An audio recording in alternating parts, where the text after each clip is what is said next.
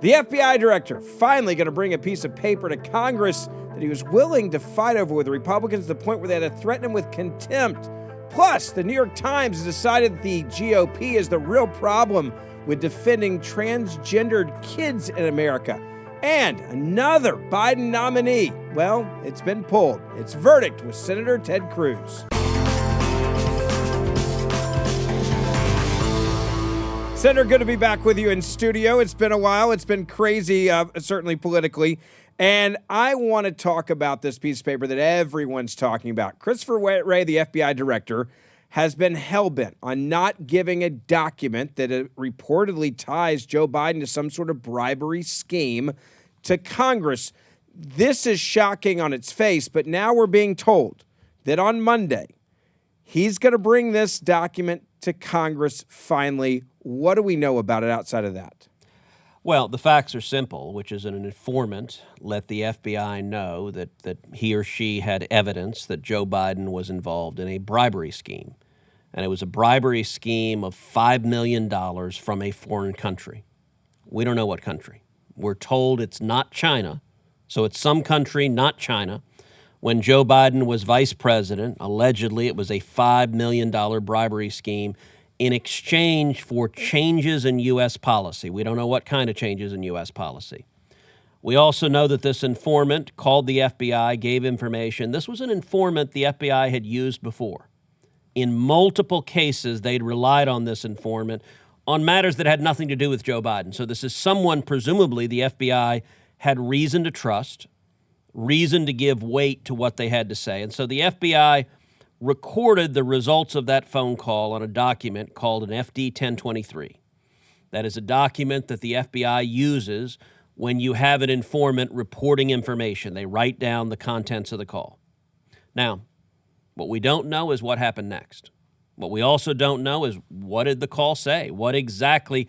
We have details that have basically been leaked out, but we don't know the specifics. And so the House of Representatives said quite reasonably, we want to see the damn piece of paper. We want to see the document. We want to see what this informant told you about was Joe Biden corrupt and on the take from a foreign nation. Obviously, the next step is going to be we want to know what you did about it. Did you go interview the guy? Did you go investigate? Was there documentary evidence? What did you do next? Or did you just bury it? Did you just slow walk it? We have a different whistleblower in the IRS who says the Biden administration is slow walking the investigations into Hunter Biden, deliberately putting roadblocks in the way, deliberately avoiding investigating it. We know that the FBI did that with Hunter Biden's laptop, that they had the laptop and they sat on it and did nothing because presumably they wanted to protect Joe Biden. And so this was all headed to an epic battle where Chris Wray, the director of the FBI, was saying, no, you can't have this document. And James Comer and the House said, fine, we're going to hold you in contempt. And I got to say, thankfully, at the last minute, Chris Wray blinked. The director of the FBI was about to be held in contempt of Congress when suddenly he blinked and said, okay, you can see the document, but we're going to carry it over to you. And Comer and the ranking Democrat, the two of you can sit down and review the document in person. And Comer said, okay. So that is going to happen today. Today, the FBI is going to carry the document over. I don't know what it contains, but that is happening today. And on the face of it, it is an informant the FBI had trusted in the past, who'd been reliable in the past, who alleged that Joe Biden was directly involved in a multi-million-dollar bribery scheme. This piece of paper, is this a power play by the FBI and Christopher Wray just to say, you can't have the piece of paper, we'll let you look at it? Or is this we don't want this piece of paper to get out to the public because it's so damning to the president, who was then the vice president when apparently this bribery scheme allegedly happened? Why are they so hell-bent on protecting this piece of paper? Could it be both at the same time, or is it probably the fact that this is a much bigger deal than they want anybody to know about? Yeah, look, there are a combination of factors, and to be fair, we don't know for sure right now. On one level, the FBI is naturally protective of information involving confidential informants. The FBI gets confidential informants all the time. They don't want to out their confidential informants. So that is a reasonable law enforcement instinct. Let's protect our informants. On the other side, and look, we've talked about this before. I've known Chris Wray for 25 plus years. Chris Wray is not a hardcore lefty. He's not even a Democrat. Chris Wray is a company man. Chris Wray is non-political, non-ideological, but he views his role as I've got to protect the institution of the FBI. And I mean, I have been on the phone yelling at Chris Wray, explaining to him, you're not, in fact, protecting the FBI. When you protect the hardcore partisans who've corrupted the FBI, you are hurting the institution. If you actually cared about the institution, you wouldn't protect those partisans who are perverting law enforcement. You would instead hold them to account, and you would terminate them. You would clean house. That's what needs to happen. And when it comes to Congress, I think Chris Wray has a very limited view of accountability. He has a view that the FBI is above reproach, and how dare anyone ask what the hell they're doing. So when Congress asks for something, he has an imperious response of, we don't report to you. And he's right.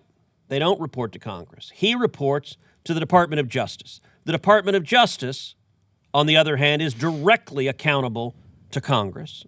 And Congress is accountable to the American people. And when Chris Wray says, we don't report to you, what he's really saying to the American people is, we don't report to the American people. We have no standards that govern us. We are the FBI. We can do whatever the hell we want. And that is profoundly harmful for the rule of law and for fair and impartial administration of justice. There's a time also aspect of this piece of paper, Senator. It's a piece of paper apparently that the FBI has had for quite some time.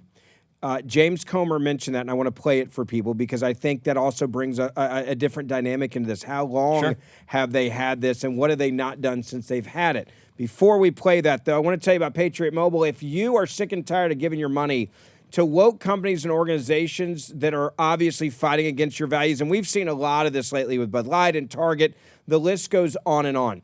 With cell phone, you really didn't have an option for many years. You just had to go along with it because there was big companies. They were giving a ton of money to leftist organizations. You don't have to do that anymore.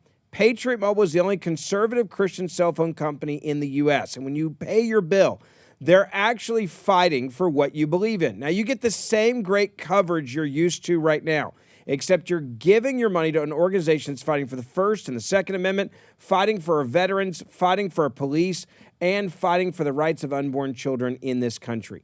Check out Patriot Mobile. If you're sick and tired of giving your money to woke organizations, go to patriotmobile.com/verdict. That's patriotmobile.com/verdict. Use the promo code VERDICT, and you'll also get free activation. Plus, you can keep your same cell phone number you have now, your same cell phone you have in your hand, or you can upgrade. Call them 878-PATRIOT. That's 878-PATRIOT or patriotmobile.com/verdict. Senator, James Comer was talking about the years this letter's just been sitting there. And if it wasn't for a whistleblower, we wouldn't know they ever had it. Here's what he had to say on Fox. They've had the document for 4 years. We don't know if they've even investigated it. That's my fear, that they never did anything. Which you look at what's happened with the IRS, what the IRS whistleblowers claim, is they were told to stand down. There's a pattern within our federal government of when looking at any type of wrongdoing by the Biden family, that people in the government bureaucracy have told rank and file government employees to stand down or to give them the file and don't worry about it. That's basically what Director Wray has told me. I have demonstrated a pattern of Joe Biden traveling all over the world, and weeks after he leaves the country, his family starts mysteriously getting wires from that foreign country into shell companies that then are wired back to the individual family bank account. Let me ask you this. That's not normal behavior. If this letter is as damning as it seems it could be, Senator, what happens next? If Comer looks at the FBI director and says, hey, did you guys investigate this? And he says, I'm not going to tell you. Well, if he claims it's an ongoing investigation, how do we find out more? What are the options on the table? And could this go to even bigger standoffs? Yeah, look, it certainly could. I will say what James was saying right there is really significant.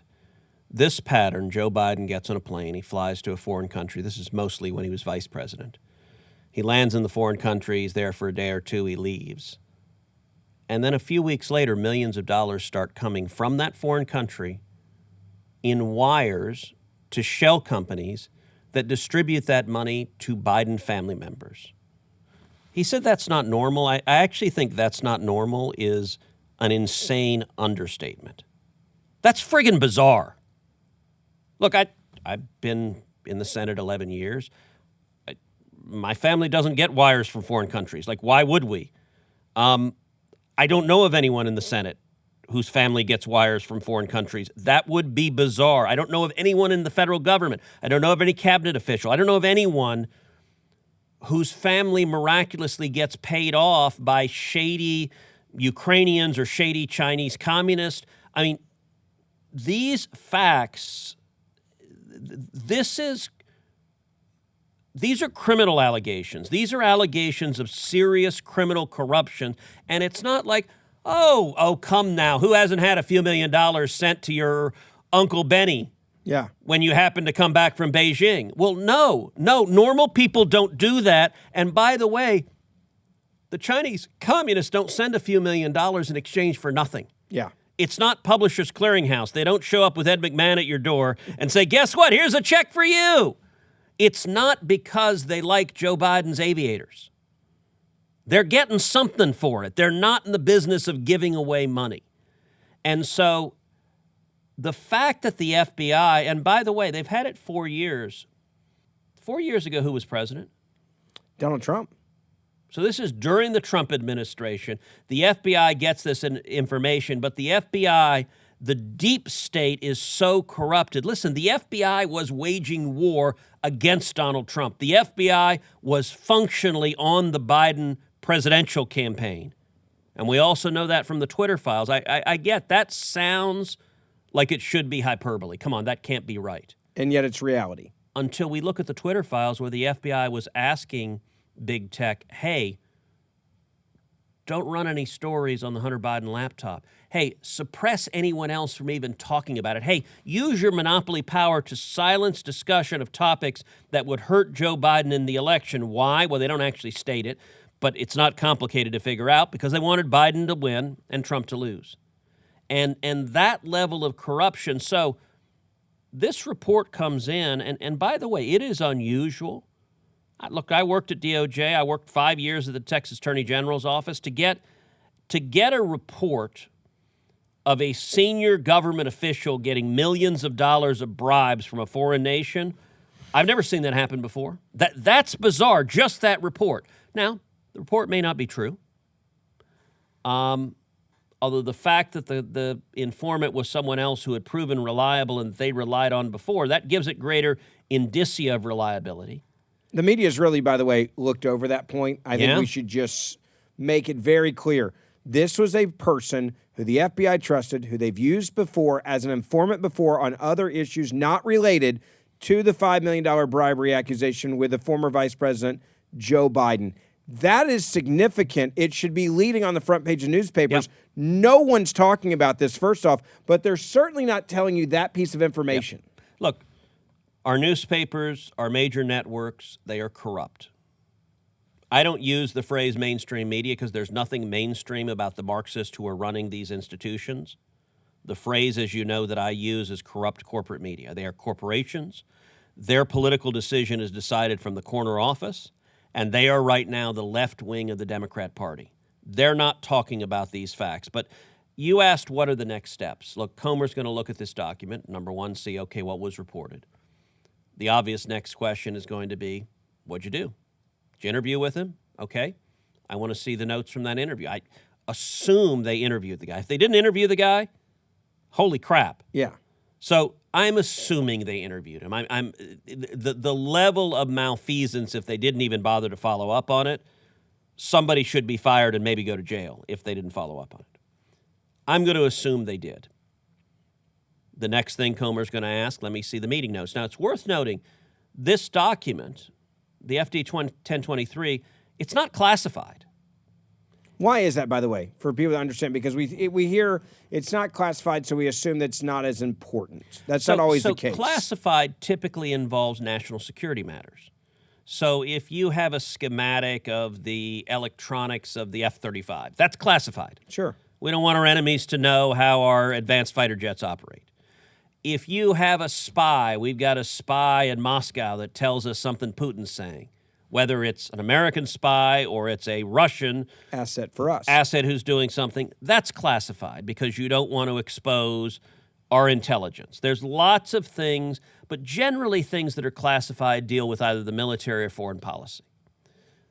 This has not been classified. It is something that is referred to as law enforcement confidential, which is, I go back to, look, the FBI is not unreasonable that as a general matter, what confidential informants put forward should be protected because, going back to the drug mule, if the drug mule knew that he or she would be outed, you wouldn't come forward and provide information, and law enforcement depends upon the idea that we're going to protect enforcements.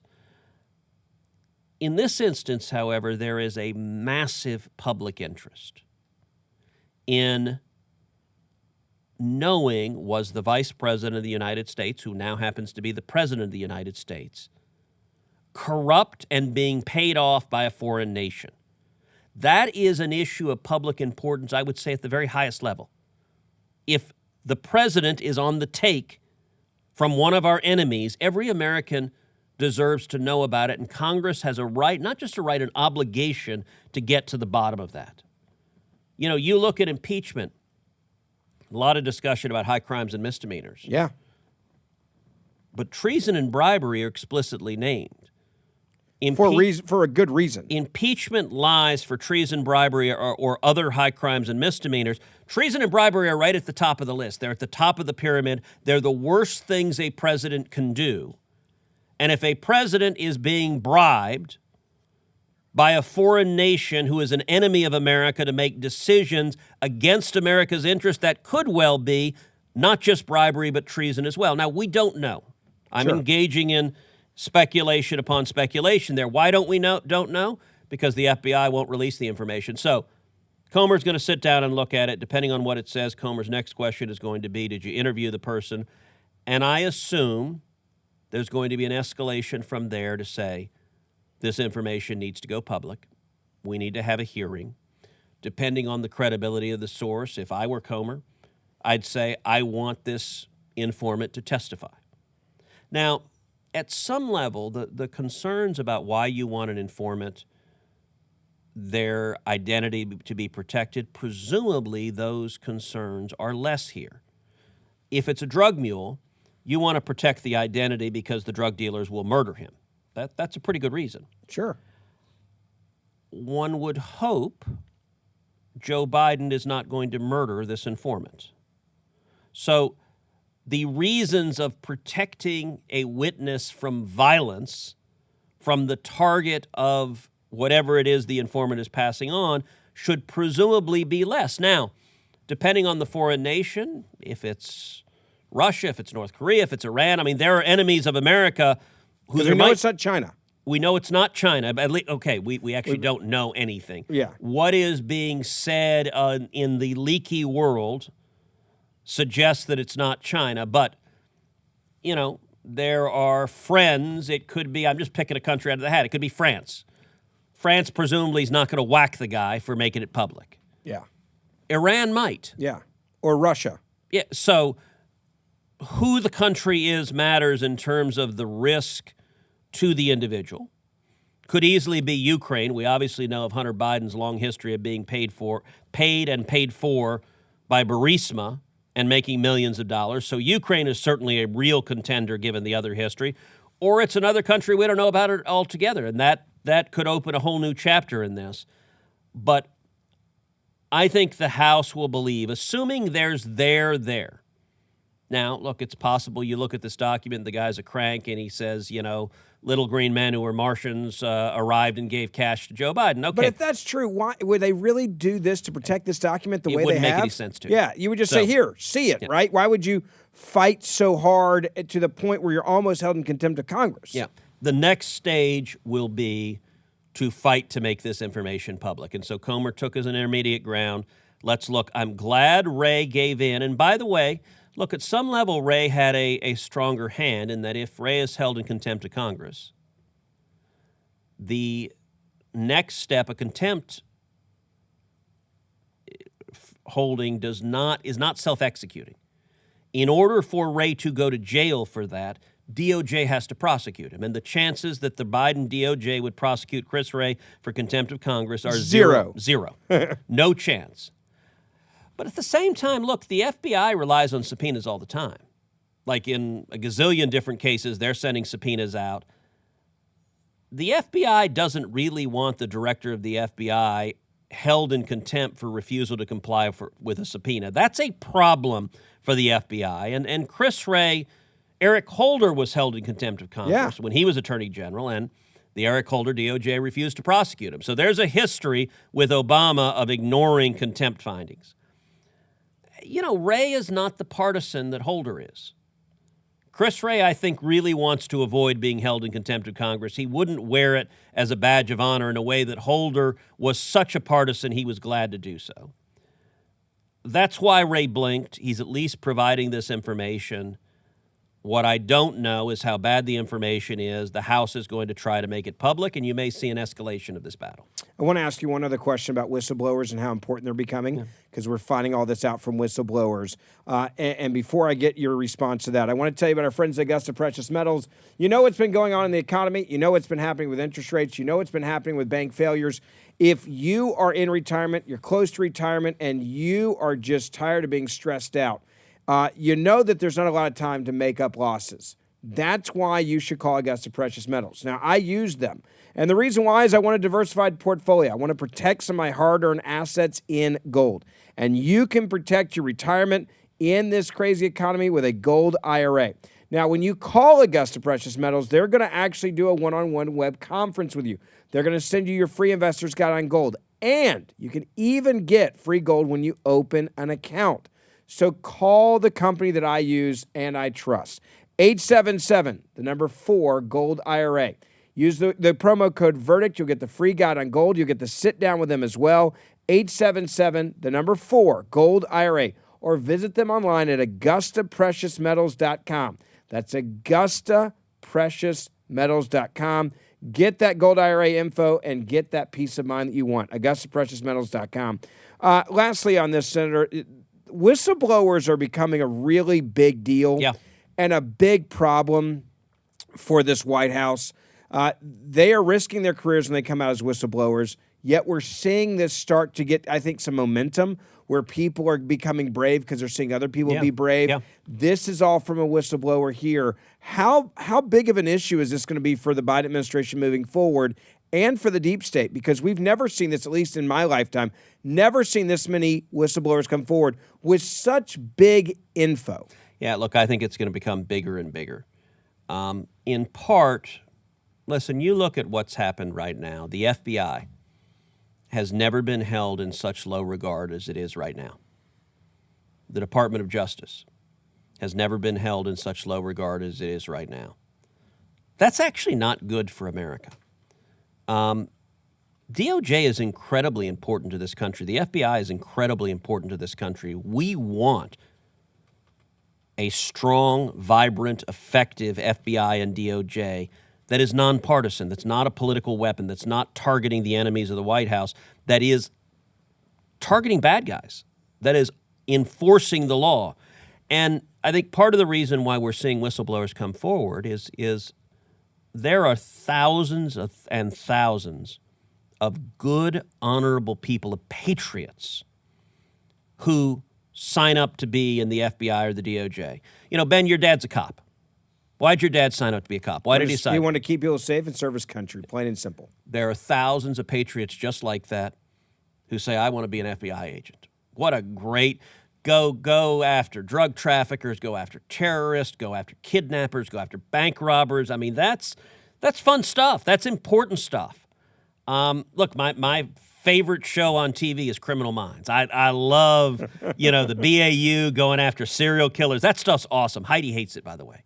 absolutely hates it. I turn it on TV, and look, you're dealing with crazy psychopaths who are, eating someone's liver. Like it's, with fava beans. I mean, it's, she's like, why is that evil and darkness coming into our house? I'm like, no. I'm rooting for the good guys. They're catching the... Yeah. But the FBI does incredible work in lots of different areas.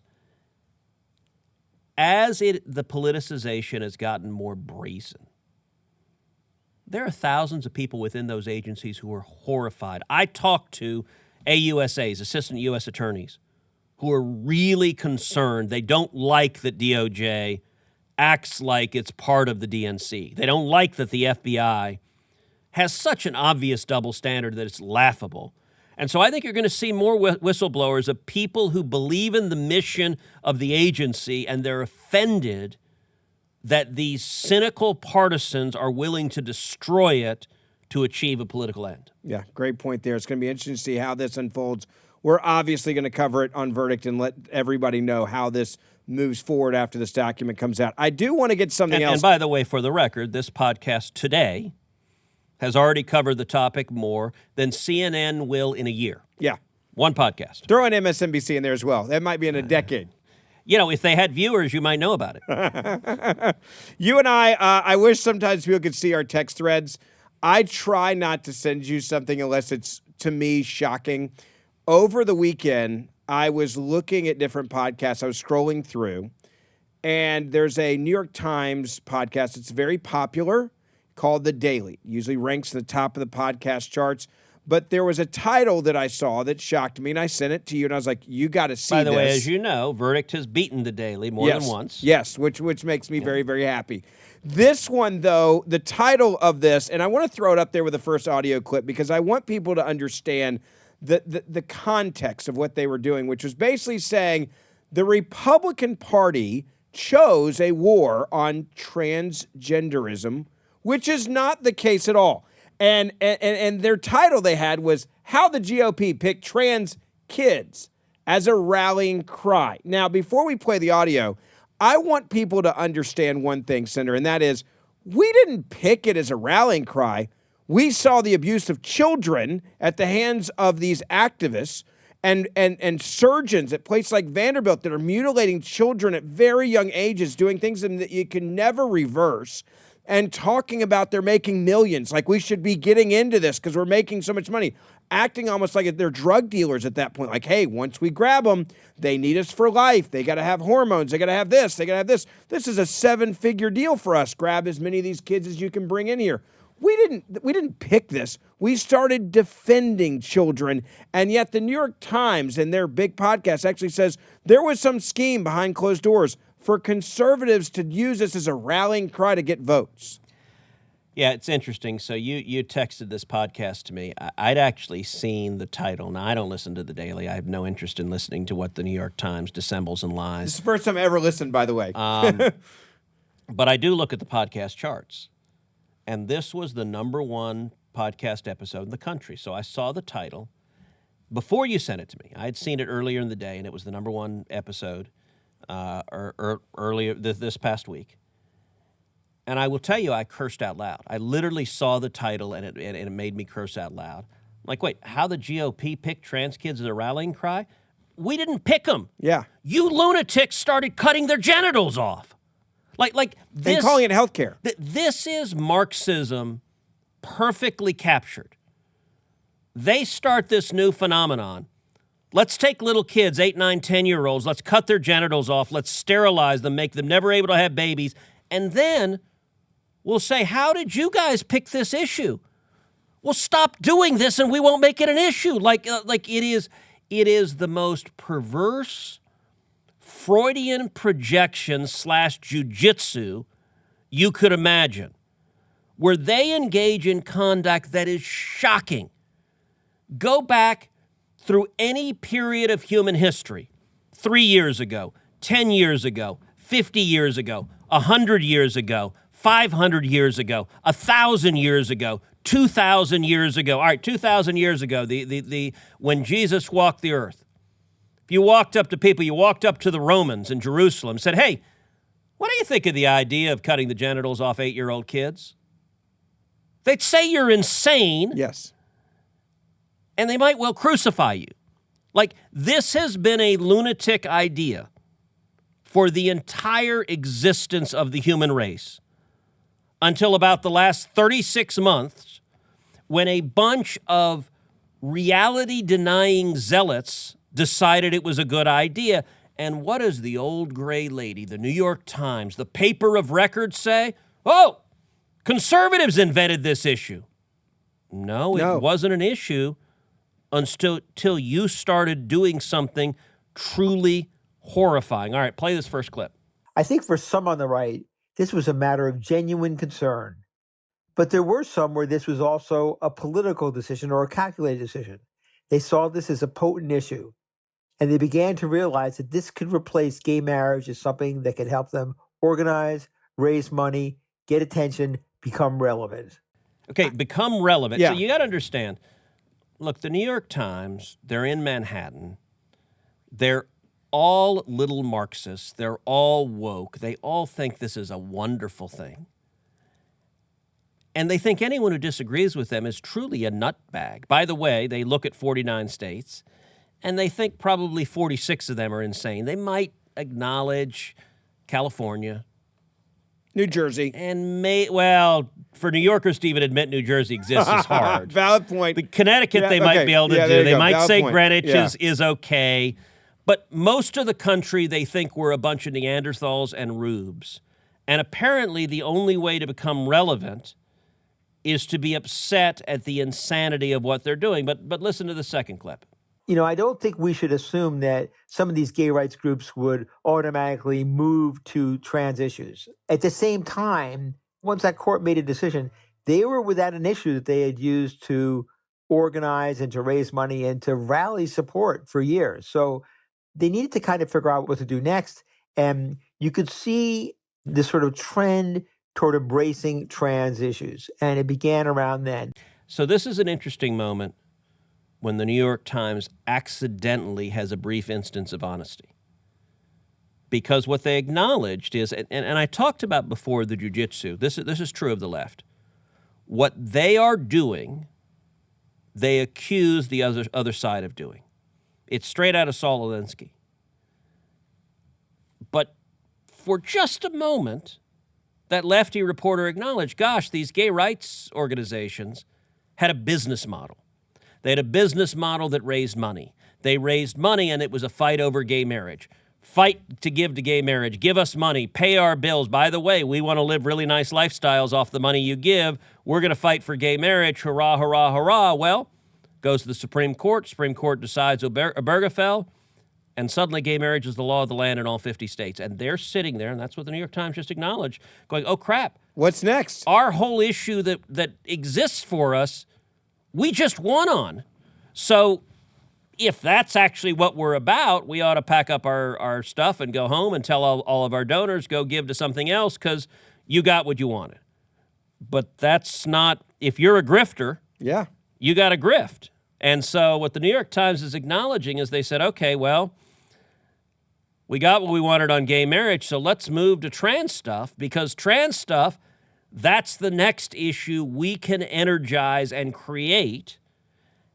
And then it became a political movement.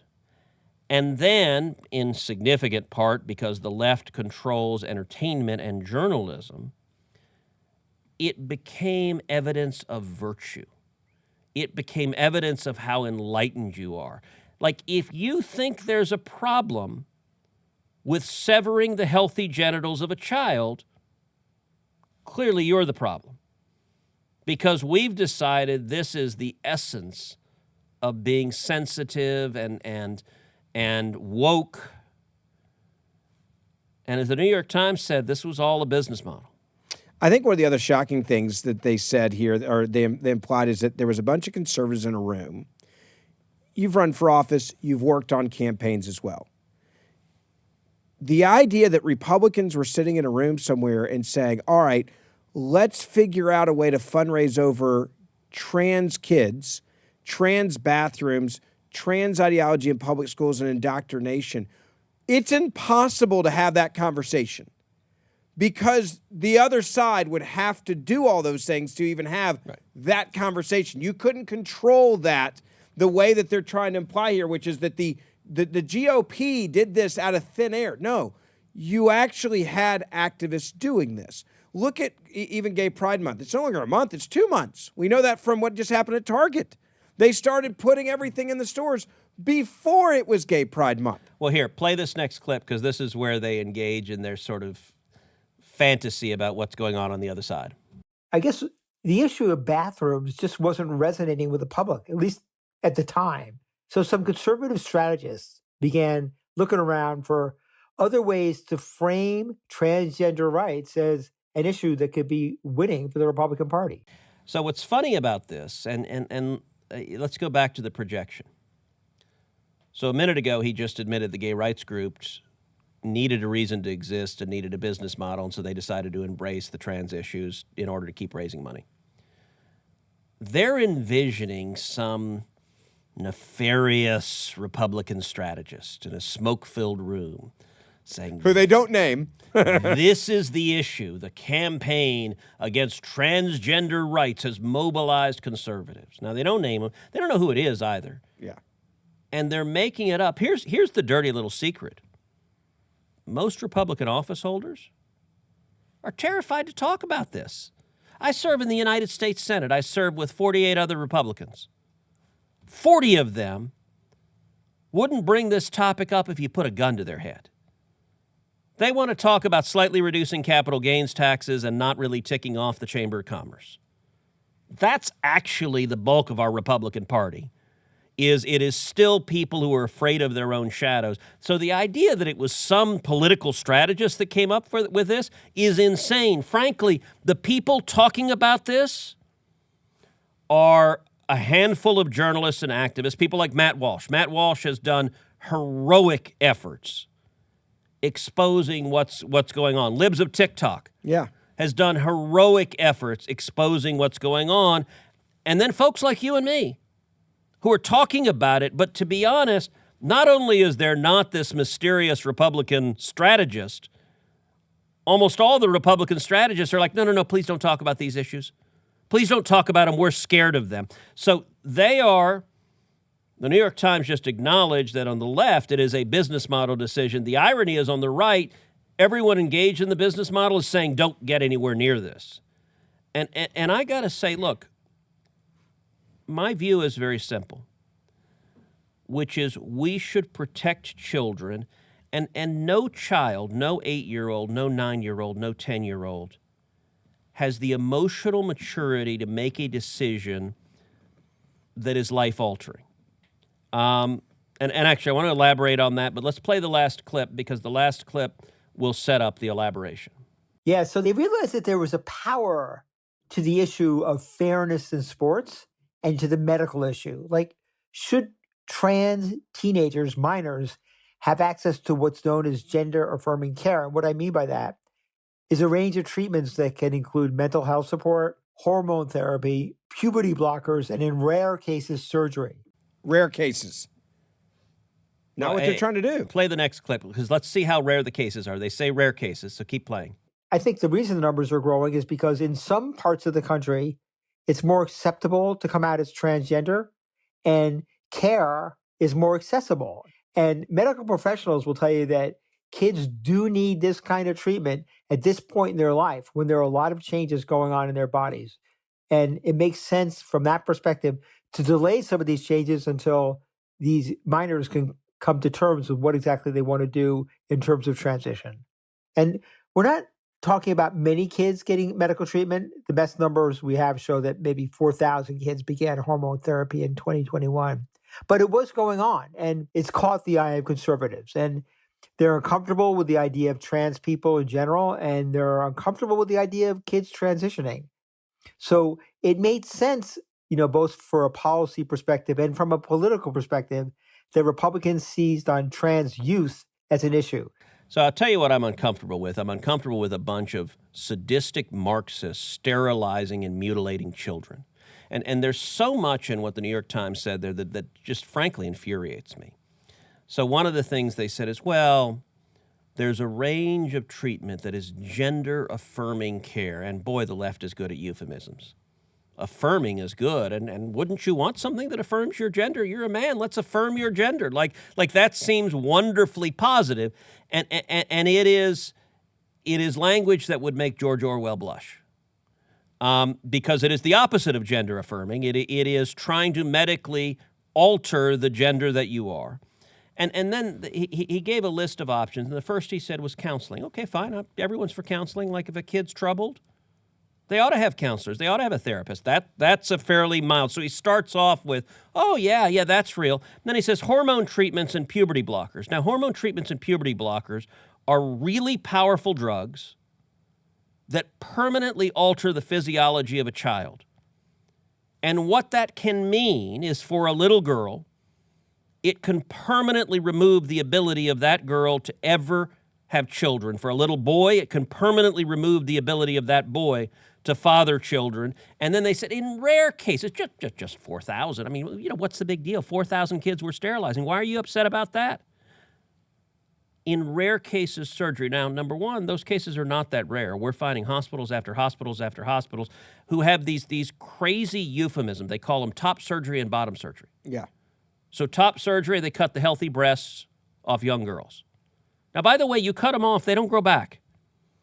And we're seeing hundreds of cases of kids who had this happen to them, or in some cases adults who had this happen to them, who a few years later say, my God, that was a terrible decision, and it's not coming back. Yeah, what's done is done. And to be clear, look, a top surgery is if you have a woman who has breast cancer and she has to have a mastectomy or double mastectomy, that can be part of saving her life. But to do that to a child means that child will never breastfeed her daughter. As bad as top surgery is, bottom surgery, and we don't need to get overly graphic, but it is surgically removing healthy genitals from kids. Now listen, if an adult wants to do that, if you're 20 years old and you decide you want to get it chopped off, do it. Look, I grieve for you. I think that's actually a terrible decision. But I think as an adult, if you want to do it, you can. No 8-year-old has the maturity to know that, look, when I was 8, I wanted to be a dinosaur. Who in their right mind would implant velociraptor claws on me because I wanted to be a dinosaur? And inevitably, when this is happening, the culprit is not the child. The child is the victim. The culprit is the adult. If you sterilize a child, you are engaged in child abuse. You don't have a right to say, I've decided that my child will never be able to have children of his or her own. That's not your right. An adult can make that decision. Look, if an adult wants to go make the decision to give up his or her ability to have children, you can do that. A child doesn't have the maturity and an adult doesn't have the right. And by the way, look, the issue of protecting children, I've spent a lifetime fighting to protect children. When I was Solicitor General of Texas, I litigated case after case after case of people that engaged in the rape of children. Medellin versus Texas, one of the biggest cases I argued and won at the Supreme Court, involved 2 teenage girls who were gang raped and murdered in the city of Houston. Kennedy versus Louisiana, another case I argued at the Supreme Court, involved a man who viciously raped a 7-year-old girl.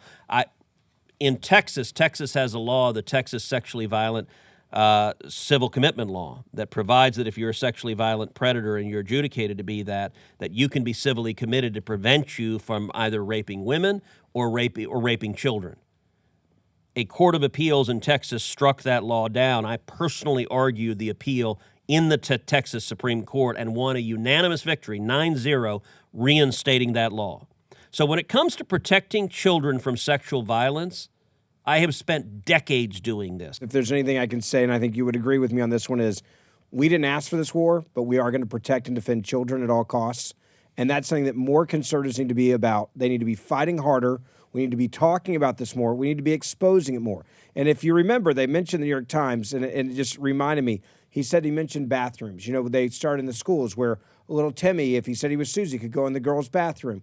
It was fathers that came out and said, I don't want a And by the boy way, coming into a girl's bathroom. Stephen Smith in Loudoun County, Yeah. the father of the 14-year-old girl who was sexually assaulted in the bathroom by a boy wearing a skirt. That's the result of this bathroom issue. And they said, New York Times said, the bathroom issue didn't work. Really? Ever heard of Glenn Youngkin? Yeah. Because He to be honest, governor. he would not be governor were it not for their out-of-control ideology endangering that little girl, and then the school superintendent lying about it, insisting it never happened, and transferring that boy to another school where that boy sexually assaulted another little girl, and arresting the father. And interestingly enough, a bunch of suburban moms in Northern Virginia who had voted for Joe Biden a year earlier were so horrified by the extremes of the left that they voted Republican and elected Glenn Youngkin. I will say I did get in trouble on a related issue on this on Twitter. So Trevor Noah, the really lousy left-wing comic who was on air for a while and then he wasn't funny enough and got canceled. You can tell I'm grieving over that. There was, if you remember in California, there was like a gender reveal party where they had set off, I guess it was like fireworks, and it was going to be blue or pink to tell everyone the sex of their soon-to-be-born baby. And they set it off, and it started a fire, and it was kind of a big scandal because it was a fire. Like, you shouldn't start a fire, obviously. But Trevor Noah went on air and said, well, why are they doing this? After all, how do they know? How do they know what the gender is? They won't know for years until the child decides what gender he or she is. How do they know? And you know what? Since the dawn of time, when babies have been born, every doctor, I suspect, who's ever walked the planet, when they've handed mom their baby, the first sentence out of the mouth has been, it's a boy or it's a girl. So somehow they figured it out for millennia. Had that experience 3 times, and they got it right on all 3. Both my girls, you know what? They didn't say, here's a Homo sapien, and in 5 years you'll figure out its gender. It's whatever you want it to be. Yeah, never said by a doctor. So I will say I took Trevor Noah's little comment, and I did retweet it, and I said, look, at some level, Trevor has a point, because, many liberal boys never do grow testicles. Yeah, that kind of got me in trouble. Yeah, that got you in trouble. I sort of had a little bit of a lefty backlash on that one. And I can tell you lost a lot of sleep over that. Oh, obviously. yeah, at least 10, 12 seconds. At least. I want to end with some good news, and that is another radical Biden nominee. And tell everybody about this, because Republicans are starting to get their act together and realize that you can stop these radical nominees from Joe Biden. Talk a little bit about the latest one to bite the dust. Well, in 2023, first 6 months of 2023, exactly three non-judicial Biden nominees have been defeated in the Senate. All 3 have been defeated in the Senate Commerce Committee, where I'm the ranking member. I'm the senior Republican on Commerce. So I've led the opposition to all 3, and we've defeated all 3. No other committee has taken down a non-judicial nominee. The first, as you know, was Gigi Sohn. We've talked about her, the radical left-wing activist nominated to the Federal Communications Commission. We built opposition to her. She would have used the power of that very powerful regulatory agency to silence conservatives, to target our enemies. She was defeated. The White House withdrew her.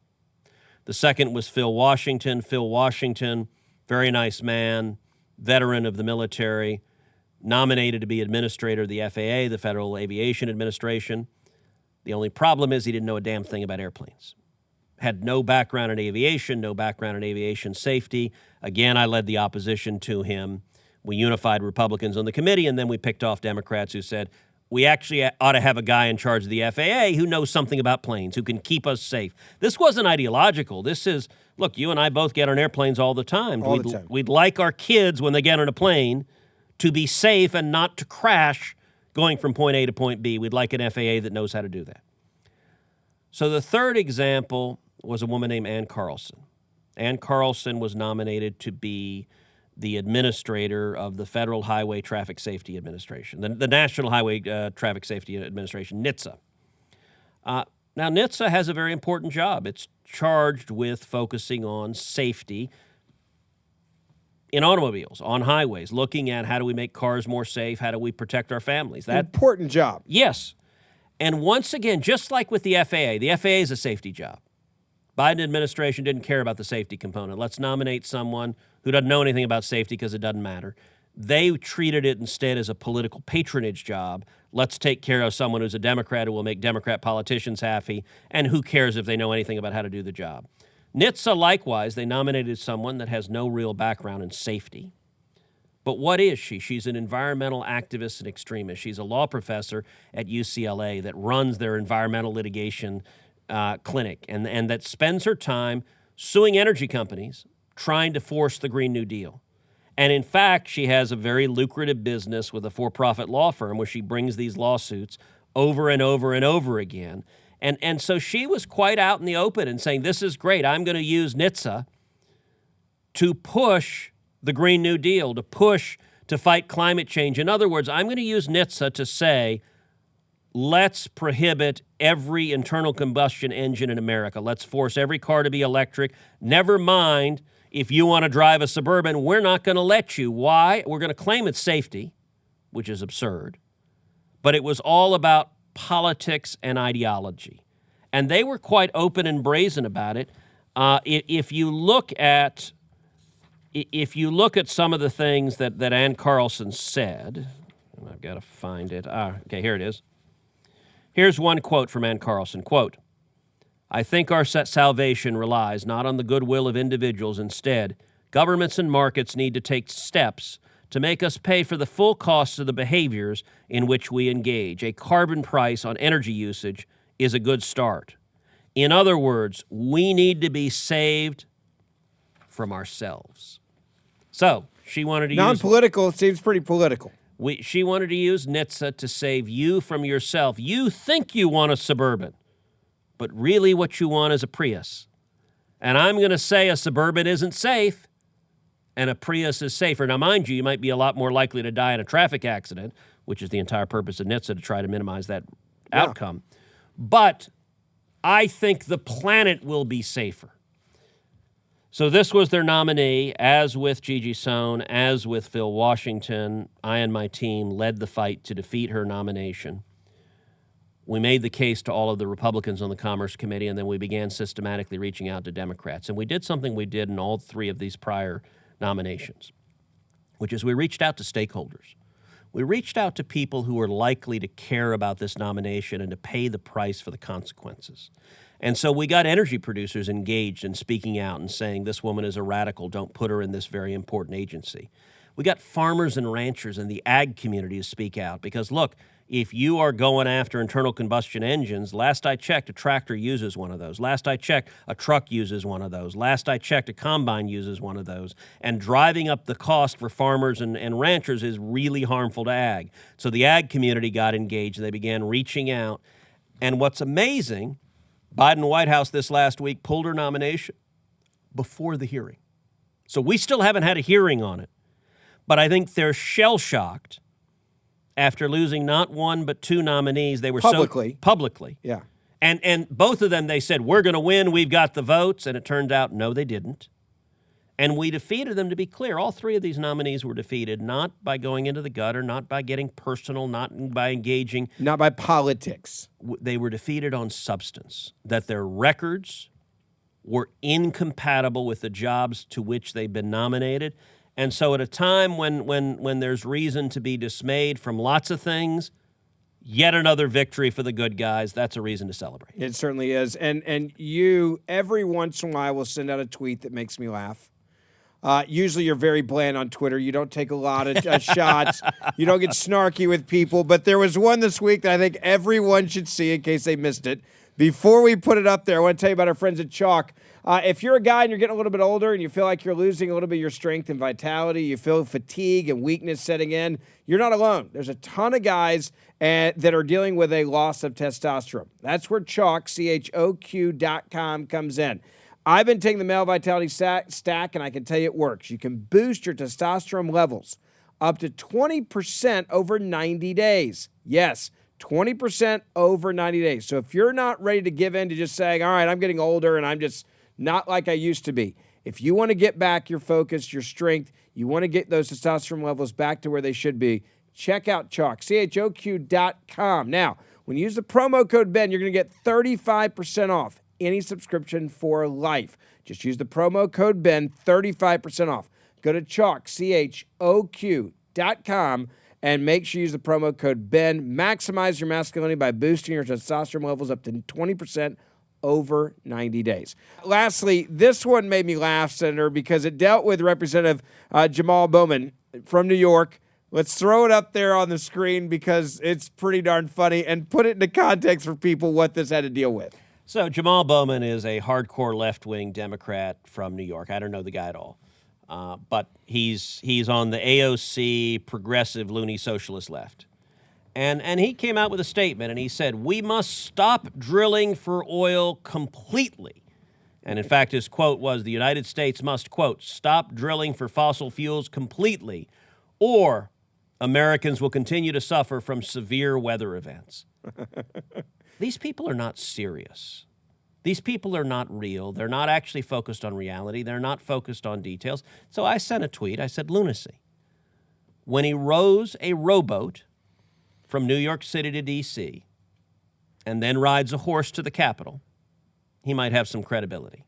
I won't hold my breath. Yeah. Look, and by the way, the jacket he's wearing in that picture is made from petroleum products. The buttons on the jacket are made from petroleum products. His belt is made from petroleum products. The glasses. His glasses are made from petroleum products.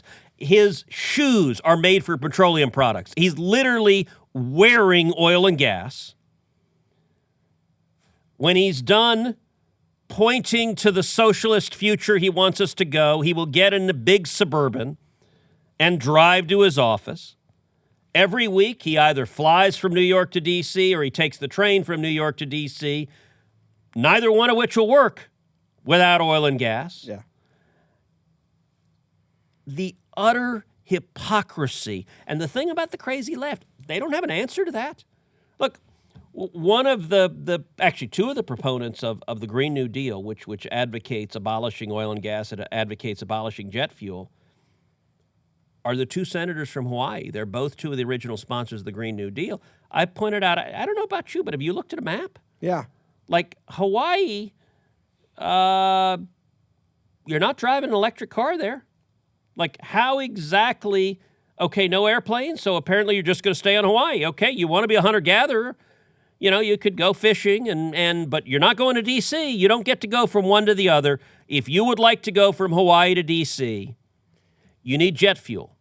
If you don't got jet fuel, You ain't getting there. you ain't getting there. And these radicals, they don't care. This is all about virtue signaling.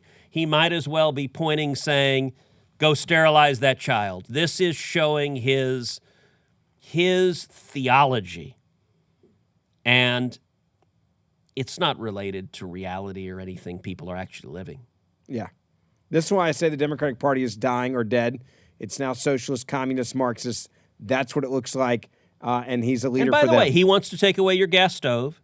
He wants to take away your Suburban like Ann Carlson No, wait, did. hold on. Didn't the media say that was a myth? No one ever really wanted to take away Except gas. New York State has now done it. Yeah, there you go. New York State has now done it, unless you're really rich. Yeah. The really rich people are grandfathered out because they are the party of really rich people. You got to understand the rules they want to impose They will never are live by rules for themselves. thee and not for me.